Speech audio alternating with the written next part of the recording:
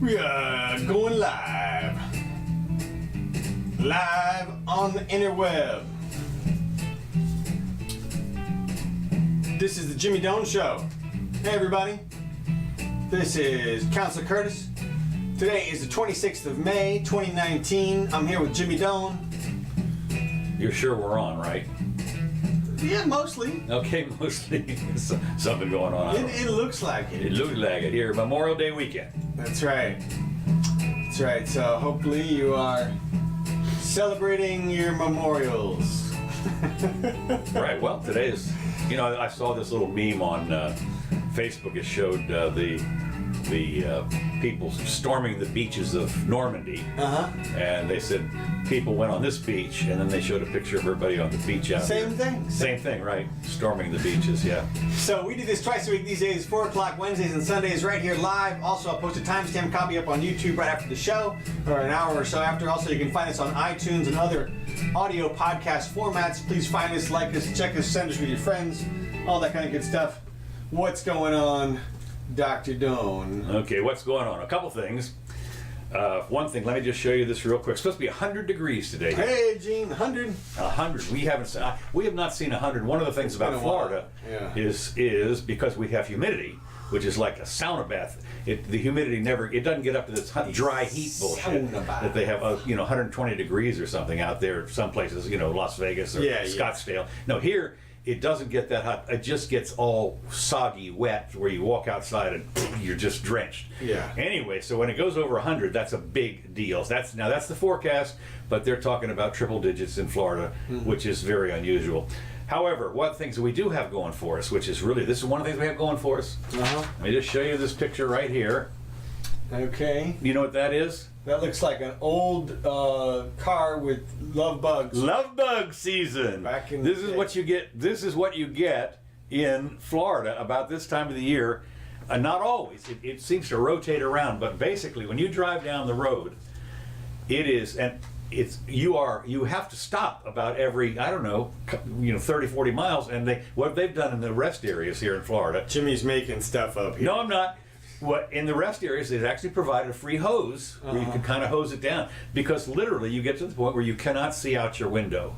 And the other neat thing about love bugs is if you leave them... They darken the skies! They darken the sky. Well, a couple things. Wait a minute, let me just finish here before I get started.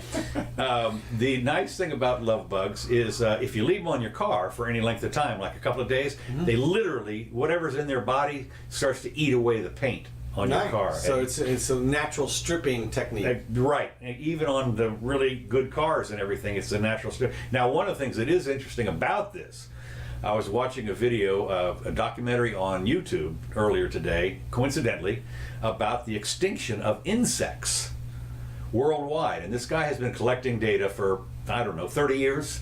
And he goes out and he puts up, apparently around, I don't know where it's around the world. He's German, I think. And he puts up these... Does he work for the UN? Just asking. Actually, we're going to get into that. Okay, go ahead. Okay, just, you don't jump ahead like this. I'm just I know. We're always ahead of the curve, but you can't be too far ahead of the curve. Go ahead. Right, so anyway, he puts up these tent-like things or whatever it is and collects the bugs or insects in there for some period of time. And he's over the last 25, 30 years. And what he's found is in these particular locations that the number of insects that he manages to collect has decreased by some 75%. Well, not love bugs, I can tell you that right now. We got those show up pretty regularly. They migrate around the state. They're up here in Gainesville now, but sometimes they're down south and all over the place. Who knows? Well, so wait, what are you suggesting there? That the bug extinction is imminent? No. So what I'm saying is, if you're worried about, I don't know how much pollination love bugs do except each other, but but the fact is that apparently. When I think about bug extinction, it ain't love bugs. Okay, that's all I'm saying. Speaking of wildlife, I haven't done this yet. I might go ahead and post it on the Facebook page here later. What I've been doing for the last couple of nights is going out. I've got a game cam. That what it does, it fires up and gives you about 15 seconds. It takes a picture if there's movement in front of it, and it takes a picture and and then a little 11-second video. So I went out there and I downloaded the videos and converted them and everything. Turns out we got quite the refuge out here. Mm-hmm. This is I'm in the city. Okay, we're in the city. I got about a half an acre of backyard, and so this is city, though. I mean, well, it's Gainesville. Well, yeah, okay, I'm in the city. But what's interesting is I caught a fox, and apparently we have a couple of foxes here. That, yeah, you have to understand the amount of woods I've got around here is about 200 square feet. So, and I've got a possum. actually, you probably have 1,000 or 2,000 square feet of woods around here. In reality. In reality, Yeah. okay, well, maybe, but still, I've got a family of raccoons. I've got a possum, and I've got a fox that I know of. And Mrs. Jimmy was worried because I put a little food out in front of the camera, and Mrs. Jimmy was worried. Said, "We're going to track rats," and I thought, well, the fox is going to like that. I mean, the fox is going to come out there and scarf them up, so we won't have any rats after that. That'd be fine. But I just thought it was interesting, and I'll put up a little video that here in basically in the city, I've got foxes, and of course, on at least one occasion, I saw a deer run across my property, if you can imagine. So, anyway, so here we are. The one last thing before I get into what I'm talking about here today. Okay. Come on. Go ahead. Go ahead. I thought it was interesting that Waters. I got this link from my sister-in-law. Okay. And she was showing Waters World, and what he does is he does the same thing that Interviews with the kids. Right. Interviews with the kids. Same thing that Jaywalking used to do. And apparently he went to some college campus, and he asked him, good Memorial Day, who won the Vietnam War? France. That was the answer. That was the most given answer? Well, no, just this one in particular, Oh, okay. France. But of course, I think that today asking that particular question is you kind of ask, you certainly wasn't the United States with all the power on the planet. You know, we went and invaded this country that's the size of, I don't know, the Keys, and and they won't us. So, you know, I'm not sure I'd be asking that question today. Well, I mean, the question is, who still lives there? Huh? Who lives there? The Vietnamese? Yeah. Right, And not I only guess that, they won. and you're right. And of course, also, it turns out that some of my clothes are made in Vietnam now. It's kind of interesting. I'd say the South won, the North. Yeah, right. Well, that's right. So, okay, moving on. Here's some of the things that I've actually got on my list today to talk about, in no particular order. Oh no! Yes, random. God, you know, I think Scott Adams must watch our podcast because that's how he started his news brief today. Oh, is that right? In no particular order. Okay. Princess Diana's death recreated as an attraction in a new U.S. theme park. Now, I don't know about you, but I'm thinking, really? Yeah. A new theme park launching in the U.S. has insisted that an attraction depicting Princess Diana's death is not in poor taste. Now, you have to know that it says the National Enquirer Live. So right away we're talking Well, that's the name of the theme park. Right. It's a theme park about sensationalist news. Exactly. But it's interesting because the article makes it sound like it's a full-on ride, like they put you in a car, Right. drive you in a tunnel, you know, and then you're rammed from the other side by another car. And It's probably not. no, well, no, I'm thinking I think it's kind of like, if I'm not mistaken from this, it's kind of like the big screen that we see down here with the glasses or whatever, 3D yeah, something. I'm thinking it could be, from the way the article is written, it could be as little as a 5-minute video clip that they show interspersed with other Right. footage of the royals or something. Right. Well, and of course, it says include a 3D computer model remake of the '97 car crash. You have to Again, pay that's £20. Now I don't know. Well, it says £20 for the attraction. Well, that's for the entire theme park or something. Right. Okay. That's and what then afterwards they're going to ask their opinion about whether they think it was killed by the monarchy or. Well, you know, that's like a yes or that's weird. I know. Again, it makes it sound like you know, it's a death camp, Right. theme park about dying. I You know, clicked- oh, and the Sunshine Skyway Bridge experience is right after that. That's right. Well. That one would actually be fun. Yeah, you know, right. you get to go off in a bus or in a car. Yeah. Well, we did. Of course, they already have some like that where they strap you in, you know, and Right. they drop you off, and those are always fun because apparently you can buy the video of yourself You know what they had the cameras on there, and you see the difference in the people that are there. It's some people are laughing, other people are screaming. Let me get out of here. They also are going to have theme park include the Titanic Museum and the Evel Knievel fail jump across the right. That's right. The Elvis and Hollywood Legends Museum and the Biblical Times Dinner Theater. Biblical Times Dinner Theater, complete with a crucifixion. I was going to say a sorting. Somebody's got to get sorted in the biblical times, not biblical. Okay, biblical times. So anyway, they said it was a small part of the Royal Closet attraction, whatever. Yeah. I just thought they're questioning: is this in bad taste? I don't know. No, I guess we can fill them up. Yeah, we also got a 9/11 theme park right next door to that too. Yeah, right. Exactly. We just show you the towers coming down over and over. Well, and they have a virtual jump out the window. That's right. You get See, to do you that. can watch the ground. That's right. Come up towards you. And they throw a bunch of rocks on top of you. Sure. Good deal. Way to go. Way to go. And good. This is all in good taste now. Sure. Okay. No people were actually harmed in the making of this That's video. right. Well, one lucky audience member. Right. Well, you're right. That's right. Who's next?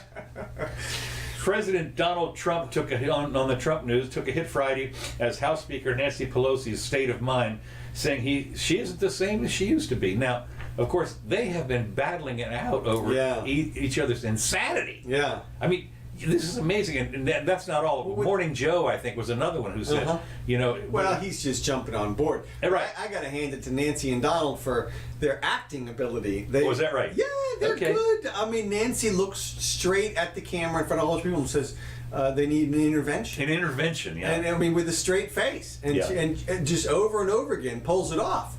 And he does the same thing. She's not what she used to be. Yeah. At least he compares it to something that can't be measured. You know what she used to be. Right. Versus, if he does something now with some great intellectual skill, how does she explain her prior comments? It was like after Hillary did the 11-hour live testimony on Benghazi. Yeah. It was like, how are you going to question her stamina at that point? It's Right. Like, so. Yeah, we'll see. At any rate, calling the speaker was calling President a baby. That was another one of her. Yeah, well, she loves to say that. Yeah. And then he's throwing tantrums. Yeah, and worried about Trump's mental decline. This was from Joe Scarborough on MSNBC. Well, again, he's just saying whatever. I mean, that guy, he has the look on his face like just a scorned individual. He like Maxine Waters. You see her face. It's just so personal to those people. Yeah, it really is. It's something. Somehow they were deeply wounded in the whole series. I can imagine why when you think about it. He called her low IQ and Right. everything. I don't know what he said about Joe Scarborough over the years. Probably not much, but He was in the Congress. Yeah. Oh yeah, no, he's an ex-Congress member. right. So I mean, there may have been some. Well, that was years ago. I know. I don't know before of any Trump. conflict between Yeah. the two. Well, he's married to Brzezinski or whatever. Oh well, that's right. Well, he did say something about Brzezinski and the bleeding and at the Mar-a-Lago thing. Yeah. So yeah. Okay, there it is. There it is. Right. It's easy to see the people who really hate it, like McCabe. Yeah. I think where he said he called his wife a loser, and that's like Trump's worst. I'm a loser. That's his biggest insult. Oh, well, I was going to. Speaking of losers, should I tell everybody what a loser I am? Not yet. Wait, hold on till we maybe have the good news also. Okay, So. all right. I've been playing that Beatles song over and over. That's since I'm a loser. Jury's still out. Hold on. Okay, the jury's still out. All right. Another presidential running candidate person, whom I've never heard of, but which is kind of there's 21 or 22 of them now. Mm-hmm. John Delaney. Okay. He's a Democratic presidential candidate, as you would expect. Mm-hmm. Releases a $4 trillion climate plan that aims to tax carbon and return funds to the American people. Now, you're right. So there's a small brokerage fee involved in this. It's an investment. Well, that's right. But there's a brokerage fee, as you would expect, when you go and get, for instance, food stamps or something being returned to the American people, you do have to understand there's an entire bureaucracy that sucked off half the money to begin with. What? Yeah, I know. There's a brokerage fee. It's a bunch of volunteers. Not quite. Of course, they're paid volunteers. Yeah. So that's okay. It became the latest 2020 candidate to unveil a plan to combat climate change on Thursday, rolling out a $4 trillion proposal that includes a carbon tax and a substantial increase to the Department of Energy budget. All right, so we're going to start by doubling our payout. Right.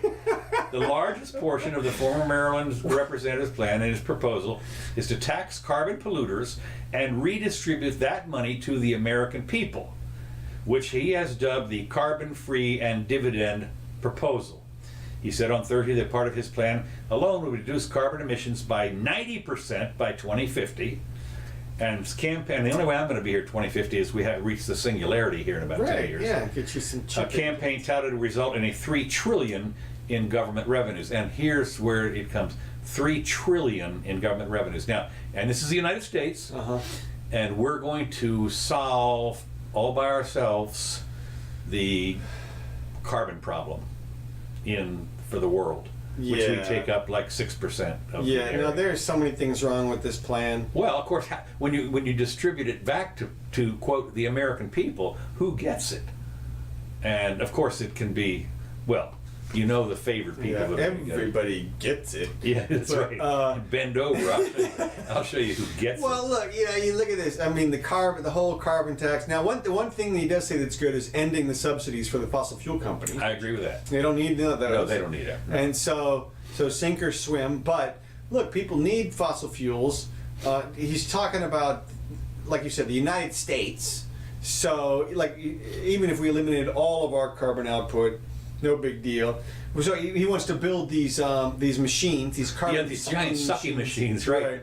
It reminds me of that Martin Sheen, not Martin Sheen, Charlie Sheen movie in I forget what it's called, where they. Oh right, yeah, Arrival. Arrival, is that what it was? They were doing the reverse. They were doing the reverse. They were putting out giant methane blasts to change the atmosphere. Yeah. Well, so look, you have to figure there's a constituency out there that wants the world's climate to change. Anybody who lives in the super northern climates, who would like longer growing seasons and more mild winters.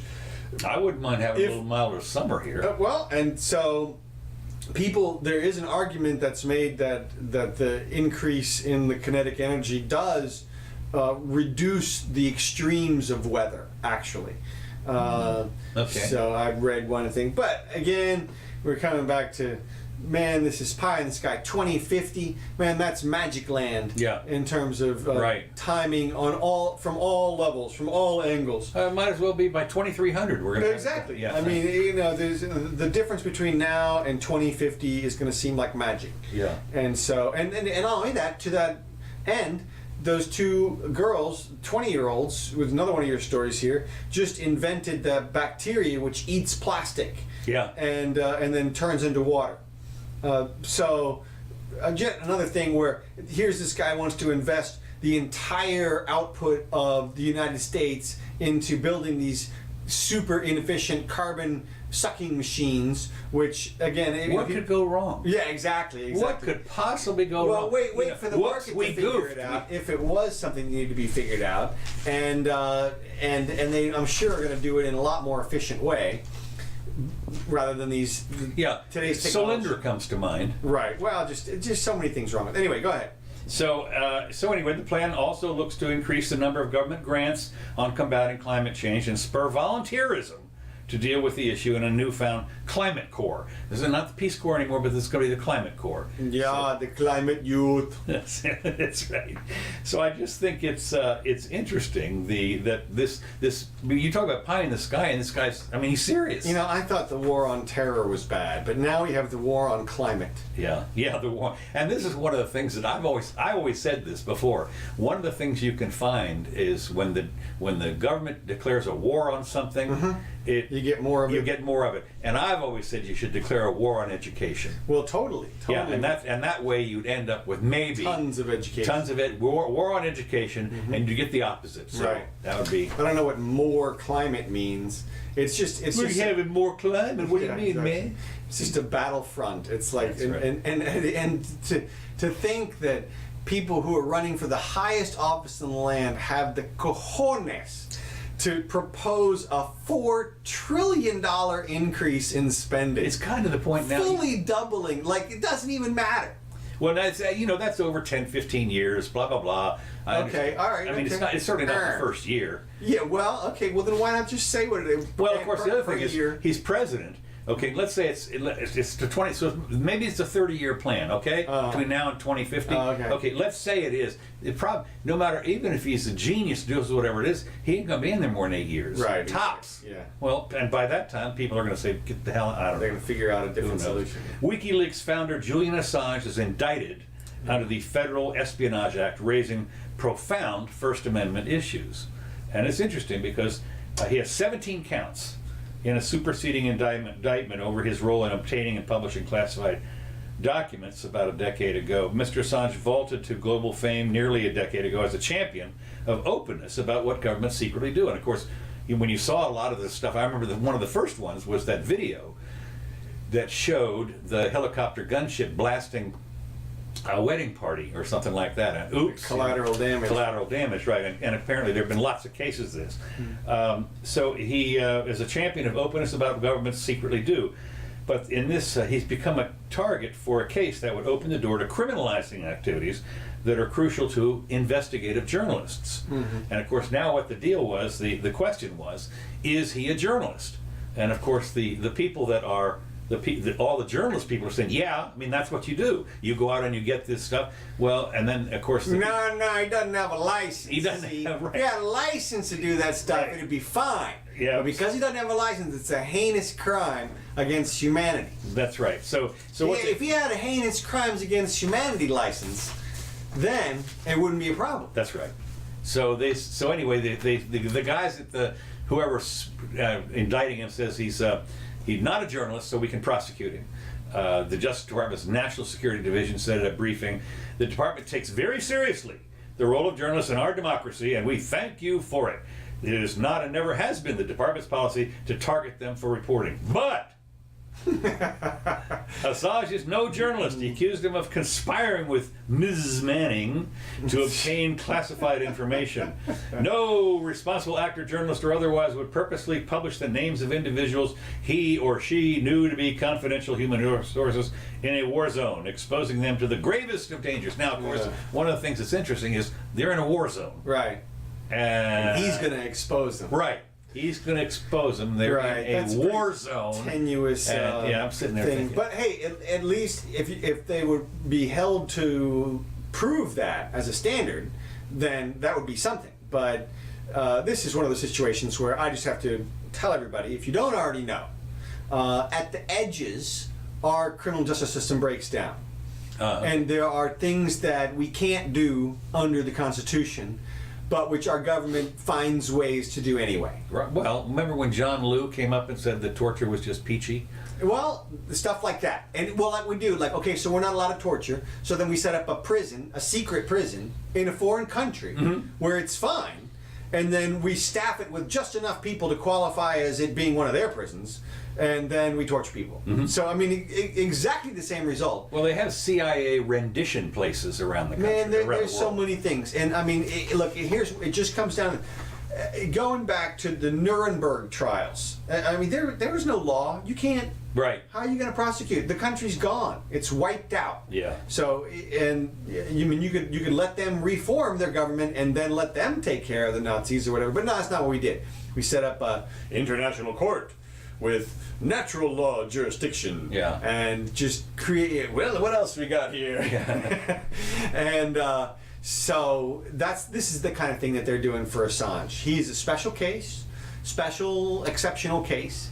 And the rule that you can remember is, if you are really pissing off people at the top level, it doesn't matter if what you're doing is constitutional or legal or anything like that. Right. They can just disappear you, and that's just Well, the way of course, it is. what's interesting is you always see nowadays is you don't even have to be at the top level. You can be just merely a policeman and you do something that is video cam, everything like that, and you're thinking, how is this guy not being arrested? No, he gets off. He was. You mean when in police abuse or police over? Yeah. Well, okay, but they don't disappear you. They beat you up or something. I mean, you show up to court the next day though. This government thing, this is black ops, top high CIA level Assange. The only reason he's not literally disappeared is because he's too high profile to do that. Yeah. And then they would blow. Everybody would know you could do that. But if they wanted to do us, and then Interesting you should mention that, because that was a continuing theme for 4 or 5 or 6 episodes of one of my favorite bingey things is West Wing. What? When the United States government, disappeared a fellow that they considered to be an enemy of the United States and so forth. It was interesting. So watch that again. Watch out. Exactly. Yeah, watch that. The Supreme Court blocks gerrymandering rulings in Michigan and Ohio. This is Supreme Court stuff again. Supreme Court on Friday set aside 2 major lower court rulings, tossing out congressional maps of Michigan and Ohio, putting the process of redrawing district lines on hold while it prepares to rule on whether or not partisan gerrymandering is constitutional. And one of the things that goes on here, there's the Republicans in both Midwestern states had appealed I'm not sure why it's Republicans that appealed this, had repealed lower court rulings that their congressional maps had been drawn so egregiously to favor the GOP that they violated the constitutional rights of the voters. So I don't know why the GOP was against that, because they, whatever, they have done it. Anyway, they heard arguments already, the U.S. Supreme Court, partisan gerrymandering cases from Maryland and North Carolina, and the High Court is expected to render a decision next month, June, on that could decide what happens in Michigan and Ohio as well. Now, one of the things that I thought was that the Supreme Court, and this came up in 2000 with the Gore versus Bush thing, and that is the Supreme Court technically is not supposed to rule on political decisions. In other words, if it's politics, not a law. We're not talking about the Constitution here. Mm-hmm. We're talking about something that is political, and that's so. In other words, I don't understand why this U.S. Supreme Court took on Gore v. whatever it was, Bush. What's her name? Catherine. Should have just signed it off and been done with it. I mean, that was a local political decision. Ballot this. We have rules here in Florida. So many days, then you have to certify it and so forth. The Supreme Court should have nothing to do with that. And this, to me, is another thing. This is a political decision on how you draw your maps in a state. It's a state problem. I don't see where the court gets involved in this, because next thing you know, the Supreme Court is going to be sitting in there drawing the lines in Michigan for us. I mean, it's not their job. Well, I'm going to say you might be right about all of that entire analysis. The Supreme Court does only have jurisdiction, supposedly, over certain aspects, certain things, and it's constitutional and stuff. State political things are sort of the least within their reach in some ways, but. They always grab on the 14th Amendment and enlarge the hell out of it. Well, it's more than that. They also get out of there with the elasticity clause, and they can do whatever they want. I know. At the end of the day, the United States Supreme Court has already subverted and taken every power and everything that it needs. The federal government is omnipotent, really. And they could pass, as I've said before, an omnibus bill that regulates all of us down to the food that we eat, the hours that we sleep, and whether or not we can own a dog, and base it all on the concept that somehow it's in exchange for the health care that they're providing, or any other service that the government wants to say. And the Supreme Court, based on the decisions that are out there, may uphold that, which is scary. Scary, doesn't it? Right. So this is maybe one more step in that direction. But the 2 good things about it, one is that if you think about drawing legislative districts, it's actually quite a difficult process, because there are countervening considerations. Such as? Well, do you include areas that are alike by population, or areas that are alike by, let's say, industry?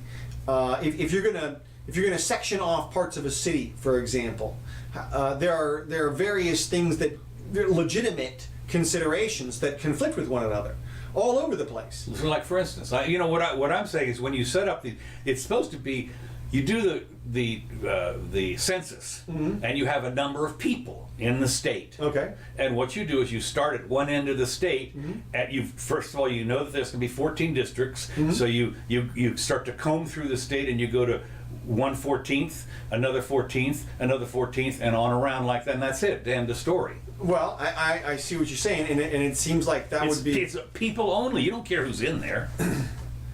Well, again, I mean, let's say there's a river or something that goes between there, and it splits the population in a way that's sort of unnatural, because half of the people on both sides of the river sort of have the same industry, which has something to do with... Who cares? Well, what I'm saying is there are competing interests to drawing the lines, and I mean, I'm not doing a good job of identifying them right here, but no, because how about protected people? LGBTQ. Well, it's not that, but I mean, but that is one of the things that they try to do. What I'm saying is that there are actually legitimate concerns in that regard. I guess I can't think of it off the top of my head. My point is that it's very difficult to do, and you can't just say one way is correct or another. I mean, if you do it just like a wheel, like you said, and you just do, X degrees over, and and that's it, and straight down this way, then you potentially separate communities into different districts. Like for example, that already. Whole neighborhoods. I know, but I mean, like Miami, for God's sakes, I don't know how many. There's 2 or 3 representatives in various parts of Miami, I think. Of course there are. And that's what I'm saying. And that's where the compete. Somebody says, well, look, really, my people should have the waterfront district also, because most of the people who own them. What? All I'm trying to say is there's no easy answer for the redistricting, which is probably why the Supreme Court's involved, because it's one of those gray areas. It's always going to be a gray area. Right. You're never ever going to say, okay, now we have the perfect voting block. No. I understand that. There's not going to be any perfect business. And of course, what they've tried to do in the past is when their various states have been, unapologetic about stuffing one particular version of people with all white or all black or something like that, so that they weighted all. Yeah, we've seen crazy. We had our district in this state that looked like you squashed a daddy long leg in terms. Right. It was She's all in jail, over. by the way. The daddy long leg squash. No, the girl. The one was in. That was in her district. Oh, right. She's in jail. So. And what they tried to do with the recent Supreme Court rulings was sort of rule out the things that looked like they were more obviously engineered to create groups, like ethnic groups, within, like voting blocks within districts. And so, but it's all nebulous. But the second thing I wanted to say is, it doesn't really matter so much, because the votes. What do you get to vote for? A person, and then the person gets to maybe vote for stuff that maybe comes up. And in other words, you don't have any real power through the voting system anyway. You have a lot more power with where you spend your money than what you vote for. Absolutely, the ultimate democracy is the dollar bill. Right. That's right. So. Oh, speaking of, and I'm saying, okay, you saw this. No, that's the letter F. That's the letter F. But I did, as an aside, one little branchy thing here. There's some school districts spent $56,000 to redo all of their yearbooks because some of the students had done this sign in their picture. And Wow. they said this was the white power sign, is what they said. So they recalled all the yearbooks and had them all reprinted with that. Okay, so Knock yourself out. Knock yourself out. That's right. Okay, so the Trump's latest explanation for the Huawei ban, Huawei, is unacceptably bad, and this is one of the things that I look at this and I'm thinking, well, what were you interfering in this thing? What he's done is not only do they have a Huawei ban on Huawei, but anybody on the world who does business with them is now on our shit list.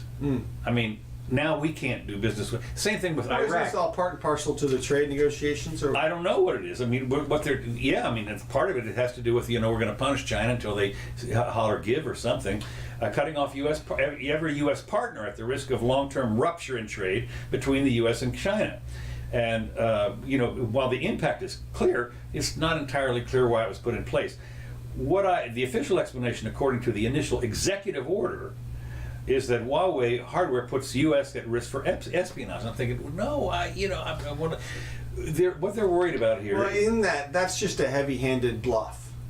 Yeah, it may be, but I'm saying foreign adversaries are foreign adversaries are increasingly creating and exploiting vulnerabilities, information and communications technologies and services. And I'm thinking, wait a minute, look at Google and Facebook and I don't know, the United States. These people they're responsible for building their own firewalls. I mean, if they get, how can I put this? If they get compromised, it's their fault. Because here's the deal. Right off the bat, the Ruskies and the Icelanders and the people from Venezuela and North Korea, provocative Icelanders. That's right, are trying to bust into our stuff and change what we do. Right. I understand that. So that going in. Right. Well, look, they're obviously going to have security measures. Google didn't get to be where they are without security measures. Right. Okay, so maybe Huawei found a back door, a way in, or something. They're worried. Well, maybe. Okay, so what? Unless it's at the point of where it actually is a security threat, in which case the president does something about it on a security level. But if it's not a security threat, then that type of bloviating is just that. It's just, this is a way to threaten them to do what we want, so that and we say, look. It's going to be a security threat. It's like, oh, look, we're going to lose our minds over this if you don't do what we want, kind of thing. And they don't know whether you're serious or not at that point. Well, apparently, Huawei has already taken steps. One of the problems was had to do with the chips, were American chips of some kind, or American-based or something. They said, well, we're not going to let them use the technologies that are in our chips. So they've made a way around that. They've got doing their own chips now, blah blah blah. But still, and like you say, it seems to be a little heavy-handed. Their claims, of course, first that the restrictions were placed on Huawei because the company is a security threat, and second, that the restrictions might be lifted as part of a trade deal. Wait a minute. This is a security threat, okay? Now we have a trade deal, and now it's not a security threat? Right, well, that's why I say it's a bluff, because if it's a security threat, then you don't lift it for a trade deal. But if you're willing to lift it for a trade deal, then you're just saying, I don't know, maybe you guys are a security threat. Well, this is one of the things that I've always said that I'm going out here on a little branch now. Oh, okay. Okay. Had to do with the court system, and that is, if you're going to grant somebody bail or something like this, why don't you just ROR them? Well, there's a big push to do that, actually. Because if he's a threat to the community, but you allow him to get off for $2,500 or whatever it is, wait a minute. You can't. You either remand him without remand or release. Well, but since we're into this, the two prongs in Florida that they consider when setting your bail are you a threat to the community, and will you return for court? That's it. Those are the only two considerations. Why do they care if you return for court? So that they can complete the process. You've been arrested. Yeah. And so you hoof it to Montana. Well, no, you're not Montana. You just go back outside and keep doing whatever you're doing. Oh, well, that's the threat to the community part. Well, that's the threat to the community part. It's a question of continuing the process of the court. I Either way, the threat to the community is part of the assessment. So if it's low enough, then the bond is ROR, which is and of course the little minor, as I've said, if you look at the number of people that could be ROR very easily, it seems to me, you can save yourself, I don't know, tens of thousands. Some judges do that. Yeah, no, I certainly would. I love this one guy. I forget what he is. He's on YouTube all the time, and he interviews the people, and they run a red light or something. Apparently, it's some kind of traffic court or something. But he takes their, if you're a veteran, or if you're pregnant, or if you're visiting your aunt or in the hospital or something, he takes all that into consideration. Good news and bad news. Sure, that's called judging. Yeah. Well, so anyway, he's kind of the new Judge Janine. I think she's retiring in June. I don't know. Okay, and of course, the other thing that happened was apparently one of the new games has been, as you know, in politics there's always dirty games. Okay. And we started here. I remember when I was here at the university, they did dirty games. Oh right, yeah. You're talking about news stuff. Yeah. And so what I here what they would do is people would march around. If you run for president here in Florida, I mean the university president or whatever it is, Senate president or something, and if you would dress up as your opposition and go naked and with a sign, it's kind of one of these things where if your people would do that, that's kind of a dirty trick. Right. Distorted Nancy Pelosi videos show platforms aren't ready to fight dirty campaign tricks. Well, I don't know. YouTube removed the videos, Facebook deranked it, but Twitter let it stand. Apparently what's happened is some people have put together pictures of Nancy Pelosi on her podium as she's stuttering and stammering and all this kind of stuff. I saw one. It didn't look so bad. I've seen her be a lot worse than those comments. Well, again, what I'm saying is she's got like 1,000 hours of video, so I mean you're gonna stammer and stutter over 1,000 hours at some point or another. Well, apparently that they were saying was that this was, as far as they were concerned, somebody went into Video Shop or whatever, and mangled it to make her look especially there were accusations it was slowed down or garbled or whatever. But you don't need to do any of that stuff to Nancy, and she. Like I said, she garbles through some stuff. Well, what I thought was interesting was that YouTube and Facebook, YouTube removed it and Facebook deranked it. I mean, now they're making a decision, again, as we always had problems with this, so we'll see. Well, so that brings up the point that Scott Adams was wrestling with this week, which is, do the social media companies have so much influence that the election is a foregone conclusion? And, of course, the answer is no. Scott Adams is wrong on this. I'm with you. He is wrong. He doesn't. I don't know what it is, but the market's going to figure this stuff out. Well, I know. I mean, look. Here's the thing that he keeps missing. He concludes that the system is broken because he doesn't know whether or not he's being shadow banned. Right. That is to say, he lost 20% of his audience. Right. And he says, I don't know if that's something going against me or not. And because I don't know, that's a problem. Yeah. Well, look, here's the great news, is that a company that wants to serve him recognizes that he values that knowledge, and they'll provide a report to him. They will? Of course. Look, think about a competitor to Twitter pops up, and they say, look, we're going to show you if somebody drops you, we're going to provide a report. Okay. And we'll tell you exactly why that is, why we estimate that they dropped you. And so what he's worried about is that there are political operatives behind Twitter and Facebook, and that they're all on the left, and that they're all pulling little strings just right to influence the election. Could be, but at the same time, my thought is, if people do that, they'll be found out, and then competitors will arise, and they'll offer alternatives. Right. I mean, nobody would stand for that. If the news story came out, and that Google, for example, was doing everything in their power to influence the election, you don't think people would start using Bing? Right. I mean, I think there would be a wave. Yeah, I think there would be a wave. So I agree with you. The market will figure it out. And also, the other thing is, he noticed this 20% drop off in his monetization. Now, crocodile tears, Crimea River, whatever it is, the world's smallest violin. He's rich. He's filthy rich beyond belief. So his monetization drops off by 20%. Hey, these are what you're dealing with. Well, he said it might be that. This is the environment in which you deal. He was worried about the implication for the political universe. In other words, it was like somebody brought up, and he talked about this. He said, look, one of his people said, look, in the old days, we had news. Like you said, dirty tricks. When there was the only paper in town was one newspaper. That was the only place you were getting your news from. There was no TV or anything, or maybe you didn't even have a radio. Then if somebody published a news story on the day of the election that was a dirty trick, okay, then they're going to own that election, right? Well, no, not exactly. Somehow or another, the news always gets out.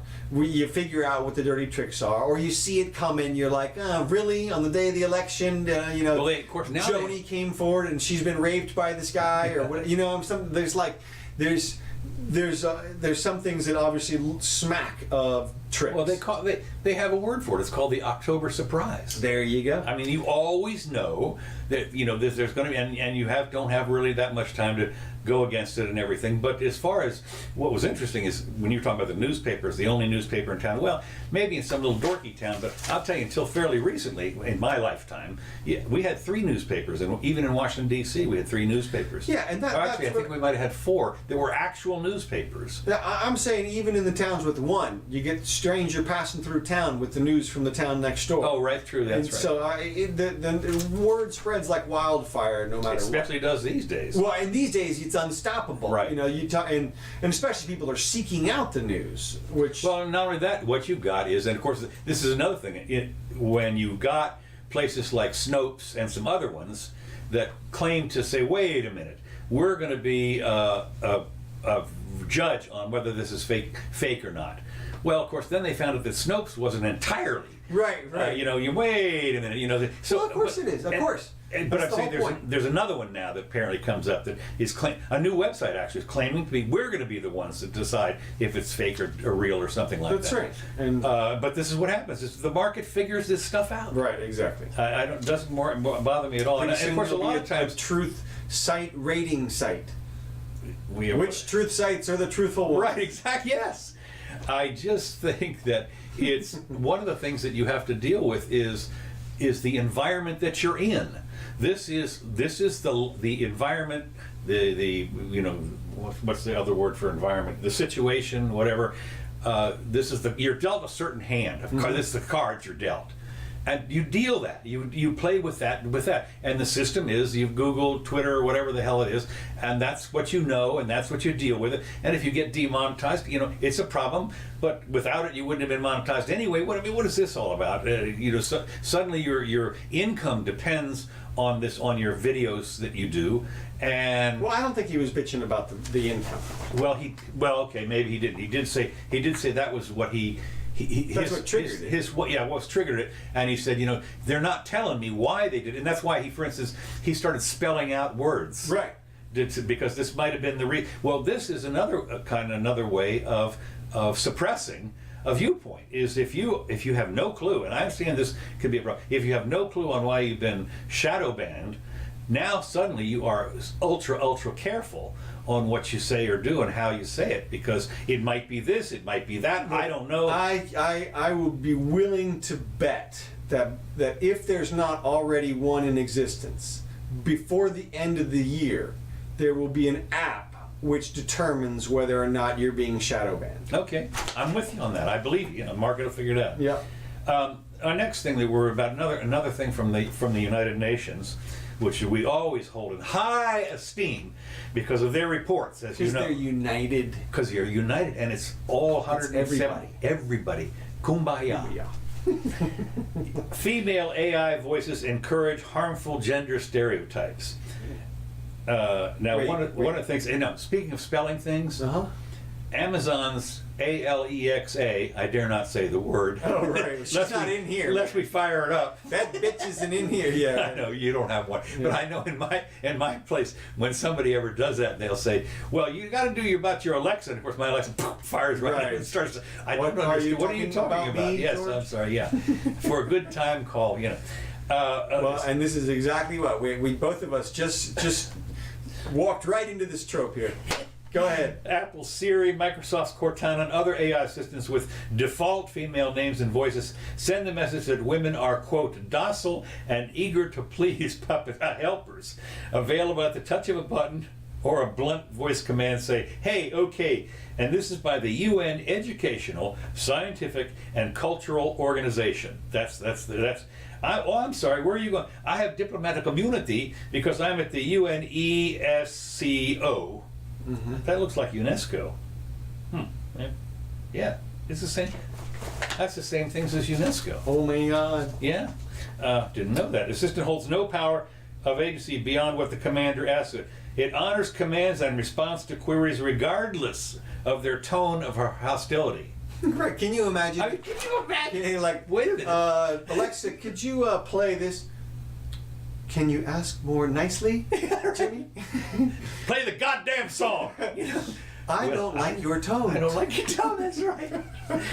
I'm sorry, John. I don't like your tone. I can't. I don't think that apology was sincere.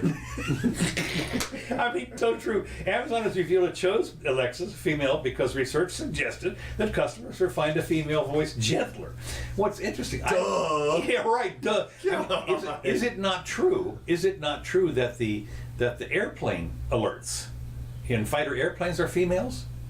Yeah, I think you're right. I think they are. Yeah. I mean, this is. Yeah, because guys pay attention. Guys to pay that attention. voice. Yeah.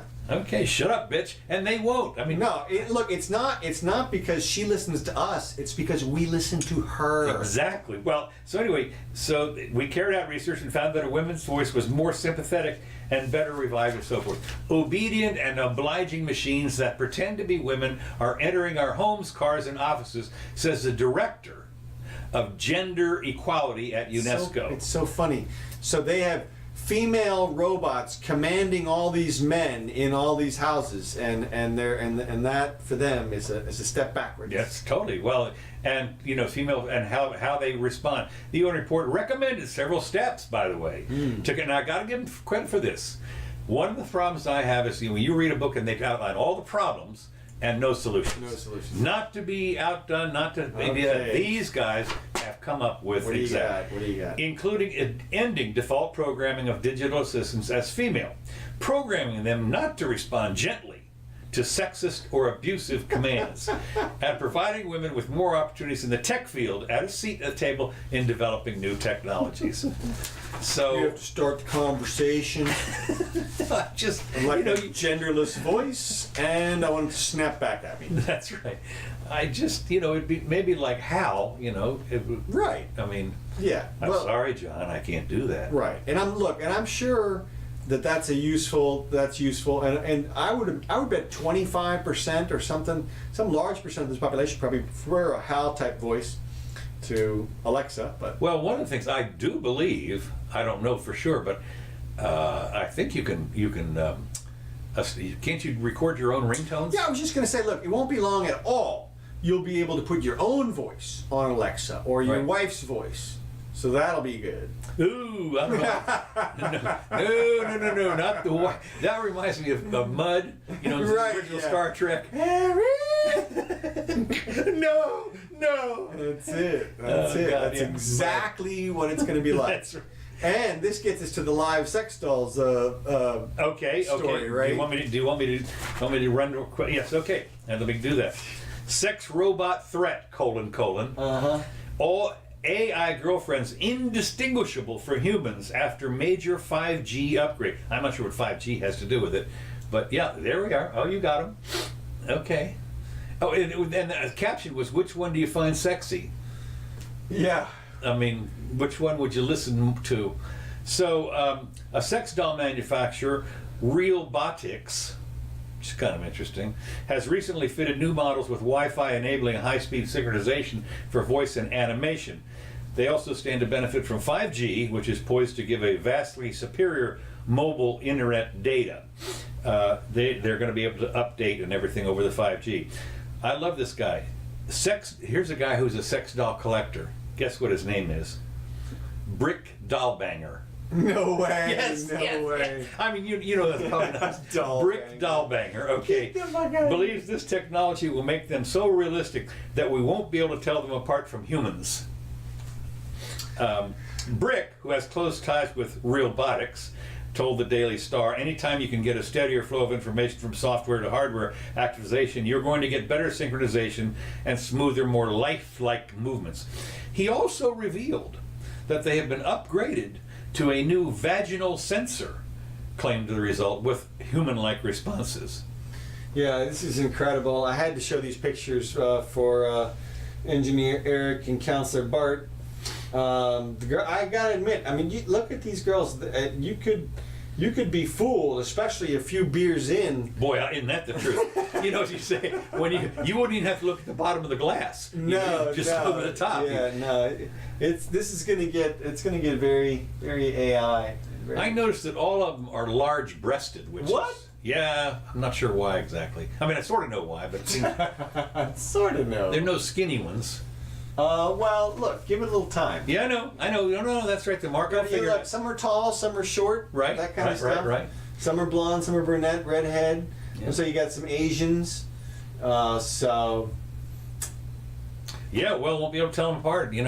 As right out of the movies, from the movies to us. Mm-hmm. Think about it. You think about some of this stuff. Now, I realize it's been 40. Cherry 2000, Cherry 3000, Cherry 5000.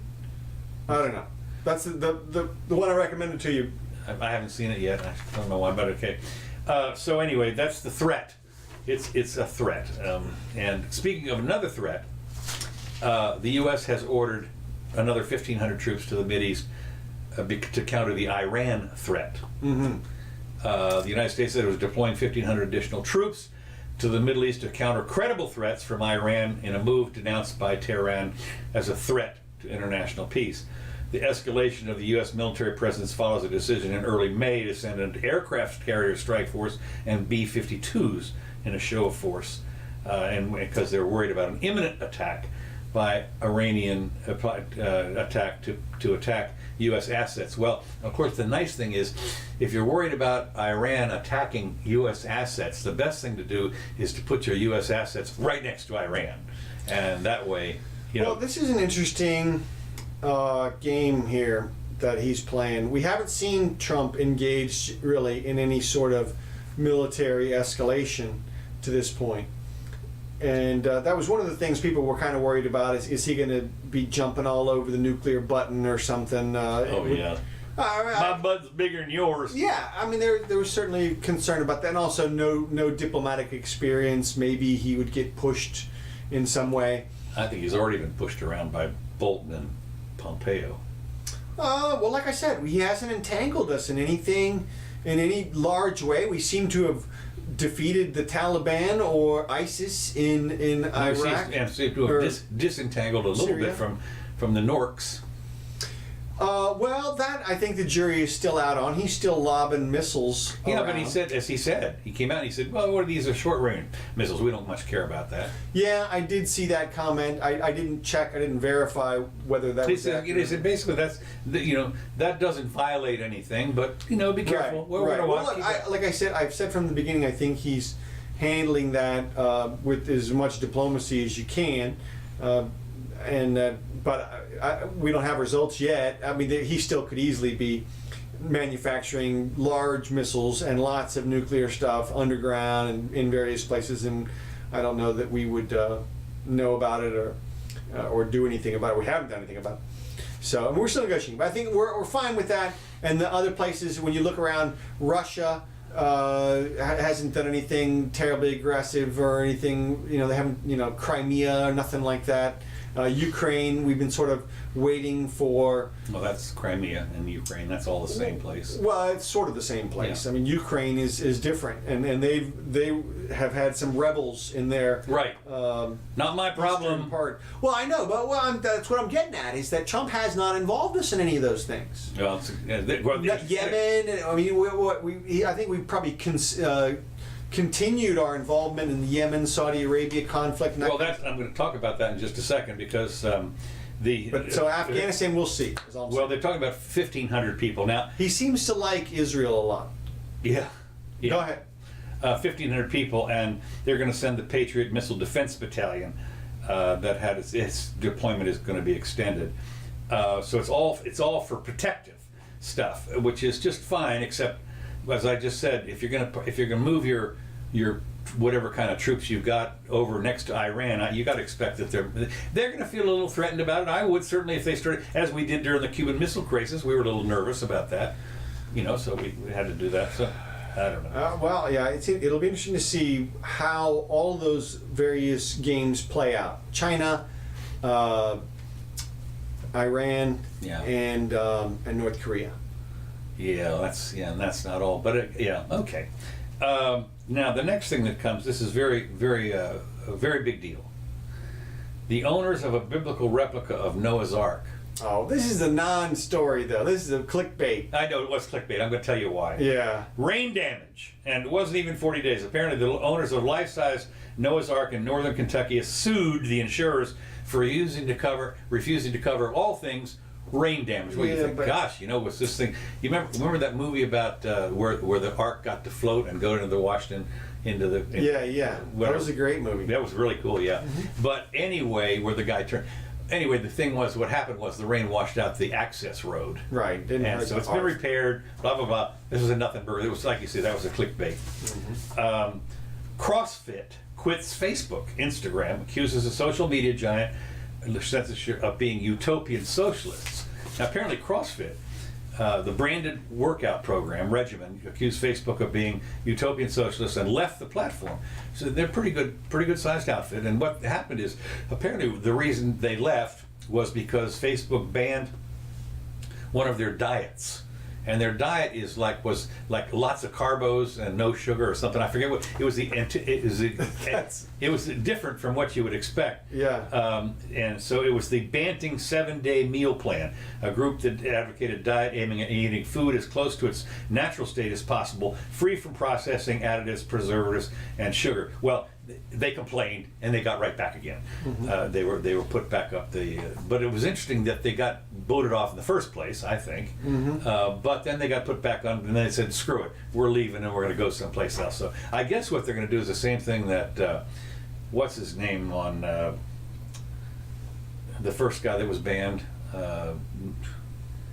Alex Jones. Alex Jones, right? Now he's got a business that you can go directly to. Sure. A big, huge business, and I guess that's what these guys are going to do. He says Facebook's news feeds are censored and crafted to reflect the political leanings of Facebook's utopian socialists while remaining vulnerable to misinformation designed to stir up violence and prejudice. So, whatever. Let's see here. I think I've got one more thing. We're at the end. You got some stuff? Maybe, but go ahead if you got. Well, I had. This is one of the things that is a legal thing that you would want to talk about. Okay, go ahead. Although it's fairly simple. Neighbors are suing over pig fumes, spur a right to work, right to farm push. Young hogs in a pen at Farmville. Can you imagine Farmville, North Carolina? Yeah. Large agriculture groups across the United States are pushed for tighter restrictions on nuisance lawsuits. You know what happens, of course, is if you've ever been next to a chicken farm, big chicken farm or hog farm, it's stinkaroo. I mean, it is we've got really some bad. around here. You can, if you're driving on the wrong freeway at the wrong time of day. Boy, I'll tell you, it's or the wind is incredible. just the wrong way or something. Yeah. And you really have some bad. So of course, what they said is they have something which apparently is something like mens rea, only it's called. Yeah, I can tell you what's going on here. It's a common law called defense in the common law called Coming to the nuisance. Coming to the nuisance, right? And it's one of these things that it happens here. Interestingly enough, in Gainesville, where they put a new subdivision in the path of the plains. Right. And so they're complaining that the planes are too loud. Well, you knew that. Right. Going And in. presumably your property was cheaper because of it and that kind of stuff. You would think. Look, here's the bottom line. What's going on here is they're trying to preserve various people's interests, but common law has been developed over hundreds of years of complaints brought to the wise judges, them comparing facts from the past situations, carefully nuancing out any little slight differences and making informed judgments about those things. And through that method, over hundreds of years, we developed this series of controls that allow people to live together in some relative harmony. What happens is we have legislative power in this country, and so we've empowered groups to overrule the common law, including Right. state legislatures, and they often do. They'll pass a statute which says this amends the common law, and now we're going to go with this new rule. Okay, in 99 times out of 100, that is stupid. That is a dumb idea, because you're just not going to come up with something on the fly that's better than hundreds of years of people thinking about this stuff. And so, yeah, you've got the benefit of being able to consider all that past thought and everything, but whenever I see fixes to the common law, my first instinct is, ouch, they're going to screw something Well, up. what's interesting is that what this article pointed out was what the legislatures are doing is to say, wait a minute, this first come first serve takes precedence. You know, if you move there, you know, the farmer has a right to be there too, and right. and so if you're going to sue the farmers and basically put them out of business, you know, can't do that. I mean, this is a guy, his livelihood. So we're gonna expand the law to say, wait a minute, no nuisance suits allowed. Right. And of course, what they have, one of the little things they point out is, well, with the someplace in Nebraska or whatever it is, you know, who was there first, pretty easy to figure it out. But some places that have been here since 1776 or whatever, trying to figure out who was there first, and did it come down through, you know, has your family been there for how many years, blah, blah, blah, whatever. Trying to figure out the first guy there becomes a little tenuous, apparently. And that is exactly the process that the common law has figured out how to navigate. Ah, okay. And that's what I'm saying. When they pass a blanket law, a new thing that says something like, well, we're going to make it harder for people to bring nuisance suits. Well, somehow they're erasing nuances that used to be built into the law through the development of the common law, whereby there are exceptions. For example, I mean, there are times when you let's say you change the substantial use of the property. You know, right. It was a pig farm and now it's a hog farm or something, and it's slightly different. Yeah, I don't know. Sorry. Well, yeah. Yeah, chicken. You know what I'm saying? Yeah. Something like that. And then they say, well, wait a minute, the new law doesn't account for that, and yet it's way stinkier or something. Well, the common law probably would have accounted for that because they've been dealing with this stuff and people living in proximity for hundreds of years. So the nuisance is a well-developed. Right. Well, you know, like you say, there's nuances. Exactly. There's nuances, and that is how get, stinky is it? Yeah, that's it. And you got a stinkometer, and you know what time's of day, and how, and did you know, and were you informed, or was there notice, or there's all kinds of things. But trust the common law. That's all I'm going to say. I'm with you. And here's another thing that goes right along with this. So it's okay to feed the homeless again in parks in Fort Lauderdale. Really? Yes. Now, there was this 90-year-old man that they kept arresting? Yeah. There's been various groups they've been kicking out. There's a group called like Food Not Bombs or something that tries to pass out food to the homeless. And Fort Lauderdale shuts them down and claims that they need to get a permit in order to pass out free food on the park. And they claim it's for things like cleanliness and safety. Safety. It's always safety. Right, exactly. Well, this ruling, which I don't know how long it'll stand, comes out of your favorite, the 11th Circuit, and what they said is that this particular group who is handing out food, it's political speech. The handing out of food is political speech. Really? Yeah, because they hang a banner and they have literature that they pass out, and they do it close to government buildings, and they sort of support procedures and policies that help the homeless.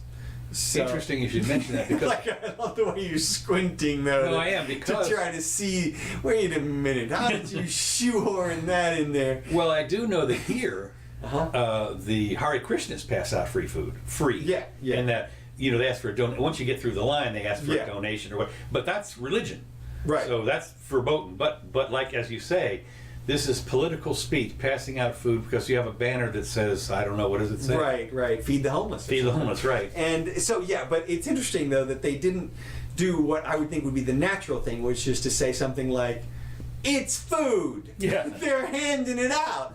Get over it. You can't pass a statute which prevents something like, and that's like saying, well, you need a permit to breathe inside the park. It's like, who owns the park? Is this a public park? So what, you can't even hand food out without a permit? It's like the most basic thing that you would do. Okay, all right, you're sunbathing without a permit here. I can see that's dangerous. Did somebody approve your sunscreen? I don't know what they come up with. Well, of course, we have a lot of that anyway here. I do know that it is, when you have some kind of one of these free barbecue things, or not free, but you have a big barbecue, and there's always food left over. Right. In some jurisdictions, you got to chunk it. Yeah, we have to throw it away here mostly. Oh, is that right? Yeah. Oh, yeah. And of course, the other thing that I took a picture of this. I was up in I don't know exactly what the deal is, but I was up at Publix here the other day at closing time, and one of the guys was going through this sealed up sandwich bin, and all in the saran wrap and everything. But they had the sell by date. Yeah. And the sell by date was going to expire tomorrow. And so they were cleaning it all out. And I said, well, what do you do with these? He said, we throw it out. Yeah. And I'm thinking, wait a minute, this is sell by date. It's what a joke. I'll do you one better than that. Okay, I went even better. I went into Publix the other day, and there's the food I want. And I said, hey, I'd like to get some of that. And they said, oops, we already turned off the heat lamp. It's no good anymore. Like, we have to throw it out. Can't sell it to you. Like, there's the food. And we're going to take it right now and throw it away because, like, 5 minutes ago, I clicked the switch here. It's just so tragic. And people, the regulations, Yeah, well, no, it's interesting because that also, as an aside, Mrs. Jimmy came in and found out that I had taken, which of course I'm a big mayonnaise eater, and I had taken a jar of mayonnaise into my room to do something, and I put it, so she comes and says, wait, it's not in the refrigerator. It's bad. I have to throw this out. I said, no, you don't, for God's sakes. All the refrigeration does is slow down the development of the bacteria. Which, as far as she was concerned, in the 4 hours that it had been out there sealed, that it's spoiled. It's spoiled. That's it. No, don't. Yeah. Well, so fortunately, that was one of those 2-for-1. That's right. All right. That's about all we got here. Okay. We have got a lot coming up on Wednesday. I will tell you this. I went to Zero Hedge. Oh, yeah? And started going through stuff. And I'll tell you, lots of stuff on Zero Hedge. Oh, shoot. Look at this. All this. Gene, thanks for commenting. We got a bunch of stuff to go through now. I'll stick Jimmy on it here after we're done. So I was about to ask you a comment about the military stuff we were talking about. But thanks for joining us. Really appreciate it. Cherry 3000. Okay, I got that. Thank you, Bill, Anthony, Kelly, anybody else who watched, had a good time. Glad you did. Come back and see us again sometime. Well, now this will be up on YouTube here in about an hour or so, right? Yeah, but if they're already through this part, then... No, but what I mean is you need to remind them that if they want to see it live just join, and comment, right? Then on Wednesday they can show up at 4 o'clock. There you go. So these tracks brought to you by Kevin MacLeod. We thank Kevin. This is Happy Happy Game Show. Earlier you heard Whiskey on the Mississippi. So also, show brought to you by Free Public. It's a great little book. I've crossed out the JimmyDoane.com website name here because it's JimmyDoneShow.com is our new home. So you can catch our latest episodes there as well. So I'm Council Curtis. This is the Jimmy Doane Show. Thanks so much. See you soon.